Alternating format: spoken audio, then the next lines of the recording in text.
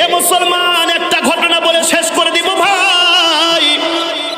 একজন মহিলা বিশ্বনবীর দরবারে দৌড়ে চলে গেছে। বিশ্বনবীকে ডাকতে বলতেছেন, নবী গো, আমি অনেক বড় ধরনের একটা গুনাহের কাজ করছি, আপনি দয়া করে মেহেরবানি করে আপনি আমাকে দৃষ্টান্তমূলক শাস্তি দিয়ে দেন। আল্লাহু আকবার বলেন। দোষী বিশ্বনবীকে গিয়ে বলতেছে, বড় ধরনের গুনাহের কাজ করছি। এ মুসলমান, আল্লাহর নবীর মহিলা সাহাবীরা কিন্তু গুনাহের কাজ করছে, ঠিক কিনা জোরে কোন? কিন্তু কোন সাহাবী গুনাহ নিয়ে কিন্তু কবরের ভিতরে যায় নাই। আল্লাহ রাব্বুল আলামিনের কাছে কান্নাকাটি করে কবরের ভিতরে চলে গেছে, নিজের গুনাহ মাফ করে নিয়ে আল্লাহ রাব্বুল আলামিনের কবরের ভিতরে চলে গেছে। কথা বলেন ঠিক কিনা? বিশ্বনবী মহিলাকে ডাক দেয়া বলতেছেন, মা গো, কি গুনাহ করছো তাড়াতাড়ি বলো। তখন মহিলা ডাক দেয়া বলতেছেন, নবী গো, আমি জিনা করছি, অপর পুরুষের সাথে জিনা করছি, মিলামেশা করার কারণে আমার গর্ভের ভিতরে বাচ্চা চলে আসছে। আপনি দয়া করে মেহেরবানি করে আমাকে আপনি দৃষ্টান্তমূলক শাস্তি দিয়ে দেন। বড় ধরনের গুনাহের কাজ করছি, এখন যদি আমি মহিলা মারা যাই, আল্লাহ রাব্বুল আলামিনের বানানো জাহান্নাম ছাড়া আমার সেকেন্ড কোনো অপশন নাই। মহিলা পাগলের মতো হয়ে গেছে। বিশ্বনবী মহিলাকে ডাক দেয়া বলতেছেন, মা গো, তুমি গুনাহগার ঠিক আছে, কিন্তু জিনা করার পরে যে তোমার গর্ভের ভিতরে বাচ্চা চলে এসেছে, ওই বাচ্চা তো গুনাহগার হতে পারে না, ঠিক কিনা জোরে কোন? বিশ্বনবী মহিলাকে ডাক দেয়া বলতেছেন, মা গো, তুমি গুনাহগার ঠিক আছে, তোমার গর্ভের ভিতরে যে বাচ্চাটা আছে ওই বাচ্চাটা নিষ্পাপ, সেই জন্য আমি বিশ্বনবী তোমাকে এখন কোনো শাস্তি দিতে পারবো না, জিনাহের কোনো শাস্তি দিতে পারবো না। ও মা, তুমি চলে যাও, তোমার সন্তানটা যখন দুনিয়াতে ভূমিষ্ঠ হবে তখন আসবে, তখন তোমাকে জিনাহের শাস্তি দিয়ে দেব। মহিলা কান্নাকাটি শুরু করে দিয়েছে, হাই রে হাই, এই বাচ্চা হওয়ার আগেই যদি আমি মারা যাই তাহলে আমি মহিলা তো জাহান্নামের ভিতরে চলে যাব। আল্লাহু আকবার বলেন। দেখেন কেমন চিন্তা, কেমন চেতনা। মহিলা কান্নাকাটি শুরু করে দিয়েছে।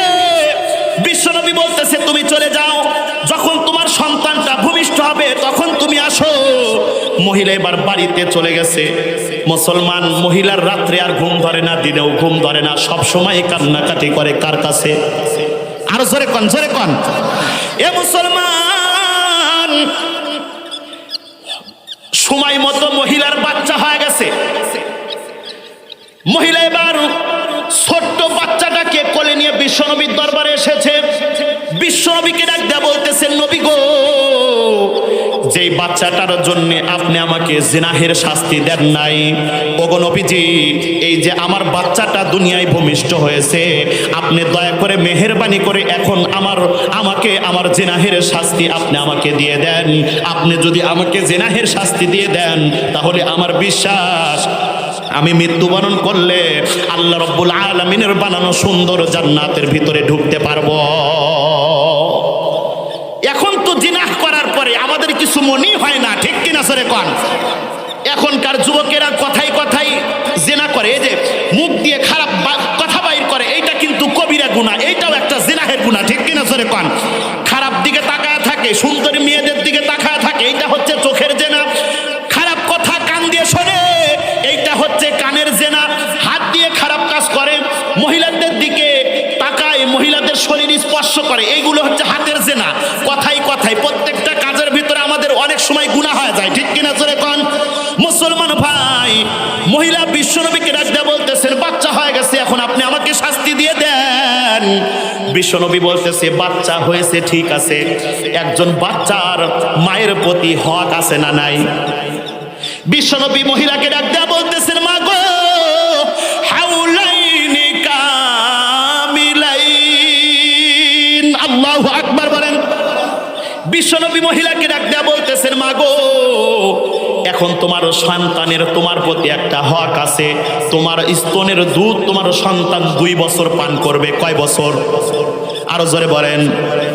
2 বছর পান করবে। এখন যদি আমি বিশ্বনবী তোমাকে শাস্তি দিয়ে দেই তাহলে এইটা তো খুবই অন্যায় হবে, একজন সন্তানের হক আদায় হবে না, ঠিক মুসলমান ভাই, বিশ্বনবী মহিলাকে ডাক দেয়া বলতেছেন, মা গো, তোমার সন্তানটা দুনিয়াতে ভূমিষ্ঠ হয়েছে ঠিক আছে, কিন্তু এই সন্তানটাকে তোমার 2 বছর দুধ পান করানো লাগবে।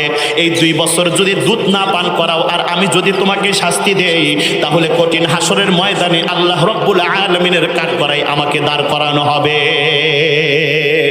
তুমি চলে যাও, 2 বছর আগে বাচ্চাটাকে দুধ পান করাও, তারপরে আসো, তখন তোমার জিনাহের শাস্তি হবে। আল্লাহু আকবার বলেন। মহিলা টেনশনের ভিতরে পড়ে গেছে, এই 2 বছরের ভিতরে যদি আমি মারা যাই তাহলে তো আমি জাহান্নামের ভিতরে চলে যাব। এ মুসলমান, কথাগুলো খেয়াল করবেন। বিশ্বনবী কান্নাকাটি করতে করতে বাড়িতে চলে গেছে। কয় বছর সন্তানকে দুধ পান করানো লাগবে? আর বর্তমান সমাজের দিকে লক্ষ্য করলে দেখা যায় বর্তমান সমাজের মহিলারা নিজেদের বডি ফিটনেস ঠিক রাখতে বাচ্চাকে দুধ আর পান করায় না, ঠিক কিনা জোরে কন? ওই যে বাজার থেকে কি সব গুঁড়া দুধ পাওয়া যায় ওগুলো কিনে নিয়ে আসে। কথা কন, কথা কন। তুমি তোমার সন্তানের হক তুমি আদায় করো নাই, ওই সন্তান বড় হয়ে তোমাকে লাথি দিয়ে বাড়ির থেকে বাহির করে দেবে, ঠিক কিনা জোরে কন? গুনাহগার হবেন আপনি। আমার মা বোনদেরকে বলতে চাই, মা গো, বাচ্চাকে 2 বছর দুধ পান করাও, কারণ ওই দুধের ভিতরে সব ধরনের ভিটামিন আমার আল্লাহ বাচ্চার জন্য রেখেছেন। সুবহানাল্লাহ কোন। এ মুসলমান, মহিলা বাড়িতে গিয়ে কান্নাকাটি শুরু করে দিয়েছে। বিশ্বনবী মহিলাকে বলতেছেন, মা গো, তোমার বাচ্চা যতক্ষণ পর্যন্ত বাহিরের খাবার না খাওয়া শিখবে ততক্ষণ পর্যন্ত আমি তোমাকে কোনো প্রকারের কোনো শাস্তি দিতে পারবো না, তুমি চলে যাও। 2 বছর অতিবাহিত হয়ে গেছে। মহিলা চিন্তা করতেছে, আমি যদি মারা যাই তাহলে তো জাহান্নামে যাব। এ মুসলমান, মহিলা এবার তার ছোট বাচ্চাকে জোর করে রুটি বানাইয়া বাহিরের খাবারগুলো খাওয়ায়, আর বাচ্চাকে খাওয়ানো শিখায়, আর বলে তাড়াতাড়ি খাওয়া শেখ, হয়তো আমি এইরকম আদর তোকে আর কখনোই করতে পারবো না। আল্লাহু আকবার। বাচ্চাটাকে জোর করে বাহিরের খাবার শিখায়। এ মুসলমান, ভিতরে টেনশন, গুনাহ নিয়ে কবরের ভিতরে যাইতে পারবো না। এই গুনাহ নিয়ে যদি কবরের ভিতরে যাই, আল্লাহ রাব্বুল আলামিনের বানানো জাহান্নাম ছাড়া আমার কোনো উপায় থাকবে না। এ মুসলমান ভাই, কথাগুলো একটু খেয়াল করবেন। এইবার বিশ্ব নবীর কাছে সেই মহিলা তার বাচ্চাটাকে নিয়ে চলে গেছে 2 বছর পরে। বাচ্চাটার হাতের ভিতরে একটা রুটি দিয়েছে। বাচ্চাটা আস্তে আস্তে করে হাঁটা শিখেছে। 2 বছরের বাচ্চা কিন্তু একটু হাঁটে, ঠিক কিনা জোরে কন? একটু না, ভালোই হাঁটে। মহিলা বাচ্চাটার হাতের ভিতরে রুটি দিয়েছে, আর বাচ্চাকে ডাক দিয়া বলতেছে, ওই যে তাকে দেখ, ওই যে আখিরি জামানার পয়গম্বর বসে আছে, তাড়াতাড়ি রুটিটা নিয়ে তুই তার কাছে চলে যা। বাচ্চাটার হাতের ভিতরে রুটি আস্তে আস্তে করে হাঁটতে বিশ্ব নবীর কাছে চলে গেছে। আর মহিলা বিশ্ব নবীকে ডাক দেয়া বলতেছেন, নবী গো, আজকে আপনি কিন্তু আমাকে শাস্তি অবশ্যই দেবেন, কারণ আমার সন্তানটা এখন বাহিরের খাবার খাওয়া শিখে গেছে। ওগো নবীজি, ওই যে দেখেন হাতের ভিতরে, বাচ্চার হাতের ভিতরে রুটি দেখা যায়, এর দ্বারা বোঝা যায় আমার সন্তানটা বাহিরের খাবার খাওয়া শিখে গেছে। আপনি দয়া করে মেহেরবানি করে আমাকে জিনাহের শাস্তি দিয়ে দেন। আমি গুনাহ নিয়ে আমি মহিলা কবরের ভিতরে যাইতে চাই না। বিশ্বনবী বাচ্চার হাতের দিকে তাকায় দেখে হাতের ভিতরে রুটি। এ মুসলমান, বিশ্বনবী মদিনার ভিতরে ঘোষণা করে দিয়েছে, এ সাহাবীর দল, তাড়াতাড়ি বিশাল বড় একটা গর্ত করো, ওই গর্তের ভিতরে মহিলাকে নামাও আর জিনাহের শাস্তি দাও। সাহাবীরা বিশাল বড় একটা গর্ত করেছে, আর ওই মহিলাকে সেই গর্তের ভিতরে নামাইছে, বুক পর্যন্ত, গলা পর্যন্ত এইরকম নামাইছে। নামানোর পর বিশ্বনবী সাহাবীদেরকে ডাক দেয়া বলতেছেন, সাহাবীর দল, এই মহিলা গুনাহগার, জিনাহের গুনাহ করেছে, তাড়াতাড়ি একে পাথর নিক্ষেপ করে তাকে মৃত্যুদণ্ড দিয়ে দাও। আর বর্তমান সমাজের ভিতরে যারা জিনাহের কাজ করে, খারাপ কাজ করে, এরাই সমাজের ভিতরে সবচাইতে গণ্যমান্য লোক, ঠিক কিনা জোরে কোন, ঠিক কিনা?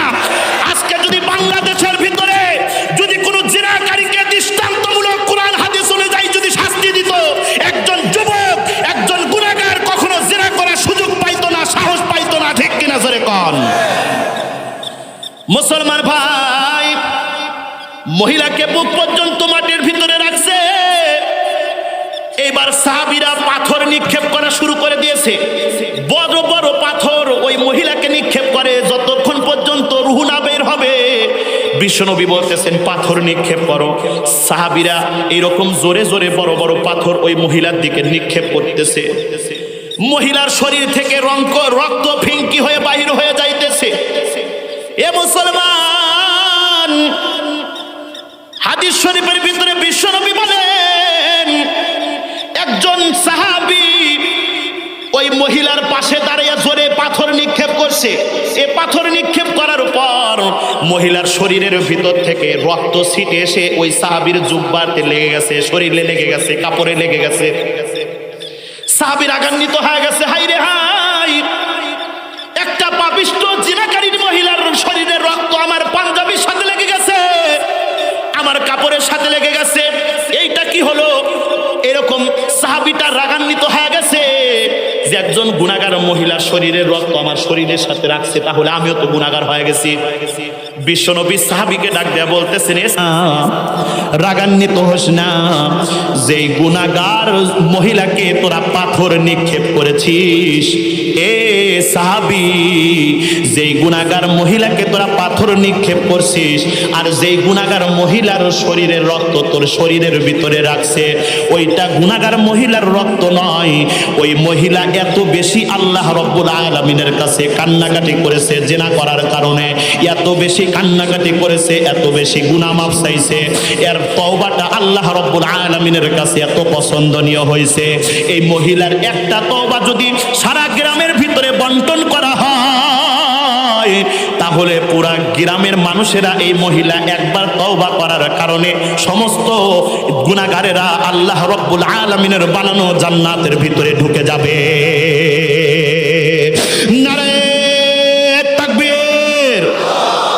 এ মুসলমান ভাই, বিশ্বনবী সাহাবীকে ডাক দিয়ে বলতেছেন, রাগ করিস না, এই মহিলার কান্নাকাটি আল্লাহ রব্বুল আলামিনের কাছে এতটা পছন্দনীয় হয়েছে, এই মহিলার গুনাহ মাফ তওবা করা আল্লাহ রব্বুল আলামিনের কাছে এত পছন্দনীয় হয়েছে, এই মহিলার তওবা যদি পুরা গ্রামের ভিতরে বন্টন করা হয়, তাহলে পুরা গ্রামবাসী এই তওবার কারণে জান্নাতের ভিতরে ঢুকে যাবে। সুবহানাল্লাহ বলেন।